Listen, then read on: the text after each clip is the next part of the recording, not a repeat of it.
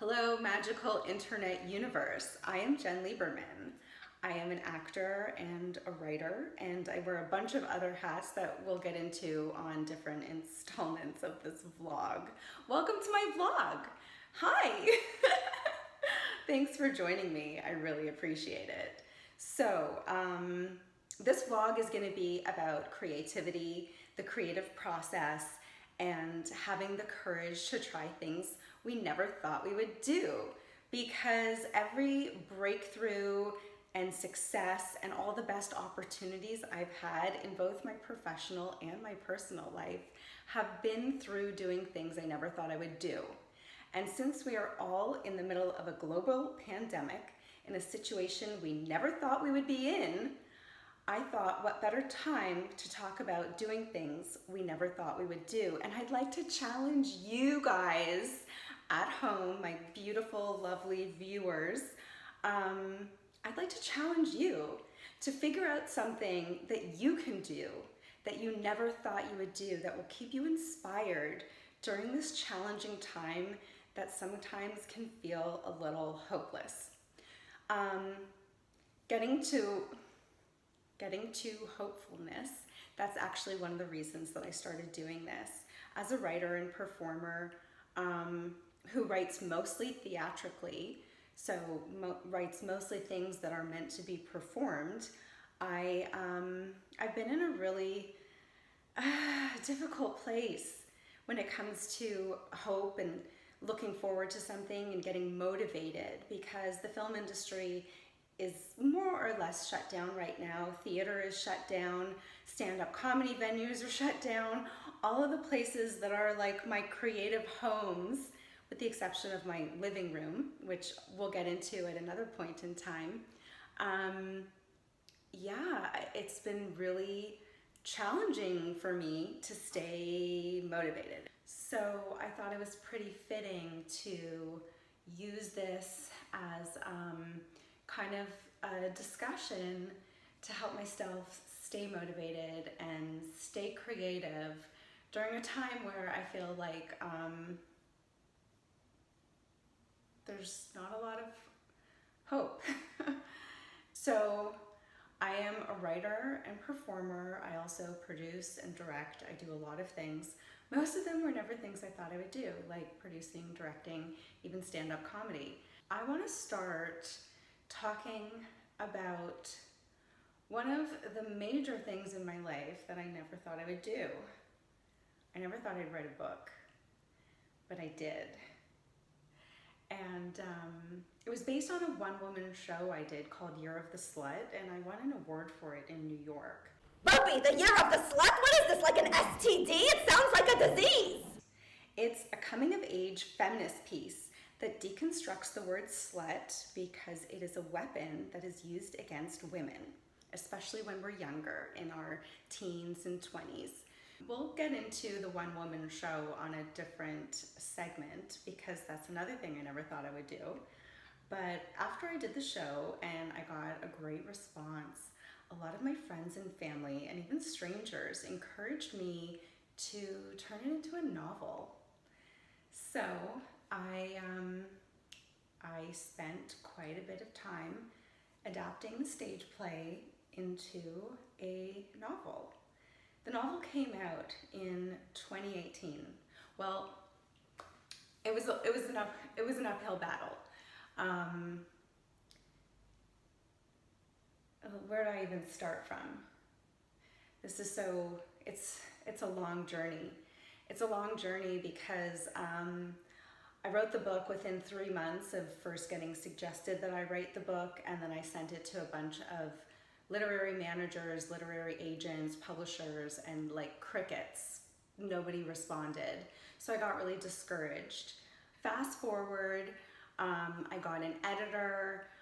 Then once again I was discouraged, took some time off, la la la la la la la la la. This is, yeah, I don't need to talk about the number of times that like I got so discouraged I just put it away and couldn't look at it for months on end.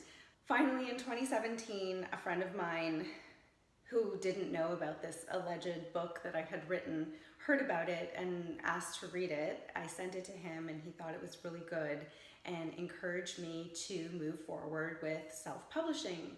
That was a whole other journey in itself. I self-published the book. I created my own publishing company. I got incorporated. There's some logistics involved with self-publishing a book, and the best way to protect your entity is to own the entity outright. So I had to publish a corporation.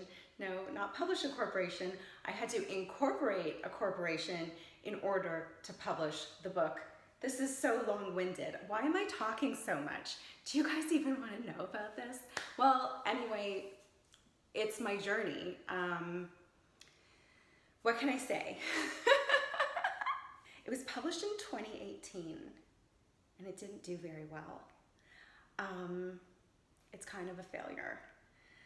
I put a lot of time, energy, money, and effort into this book.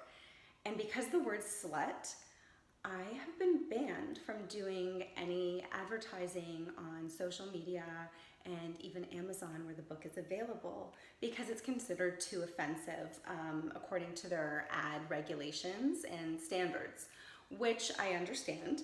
But also it's not an attack if whoever was like checking these or monitoring like what ads go through and what don't, when you understand the context of this book, it's actually not offensive at all. It's a female empowerment piece. Just before New Year's of this year, I started rereading Napoleon Hill's Think and Grow Rich. I was pretty bummed. It had been a year, just over a year, not quite a year and a half since I published the book, and I couldn't find any ways around this issue of not being able to advertise. So on New Year's Day, I'm in the middle of reading Think and Grow Rich, and I get to the chapter where Napoleon Hill talks about an author who couldn't sell his book. And he changed the title, and all of a sudden, the book became a huge success. And I thought, okay, this is way too much of a coincidence for me to be sitting here literally on New Year's Day 2020 reading this. Because people had suggested to me in the past to change the title, and I didn't want to change the title. I didn't want to compromise the integrity of my work and what the meaning of it was. But that day, something struck a chord with me because it's like, well, if nobody gets to experience the work, then what's the point? If nobody can know about it and hear the message isn't going to help anybody. So I kind of got over myself and my hesitation, and I decided to embark on the journey of changing my title. So, something I never thought I would do. Not only did I never think I would write a book, I never thought I would change the title of my book. So, here I am a few months away from launching this new venture, and I thought I would share my experience with anyone who is interested in tuning in, because the creative process is daunting. You never really know what's going to be a hit and what's not. A lot of times our successes come from things that we never thought would be a success. So Year of the Slut is now retitled and rebranded as Year of the What. And I invite you to join me on my journey of this process of trying to turn a failure into a success. And I want to inspire all of you out there to persevere with your dreams, to motivate yourself, to keep trying things that you've never done before, and to stay hopeful during this time that feels kind of hopeless. Thank you so much for tuning in. If you like my vlog, please like and subscribe. And also, if you are embarking on a journey of trying something that you've never tried before, please write it in the comments below. I would love to start a discussion. Thank you and have a beautiful day. Mwah.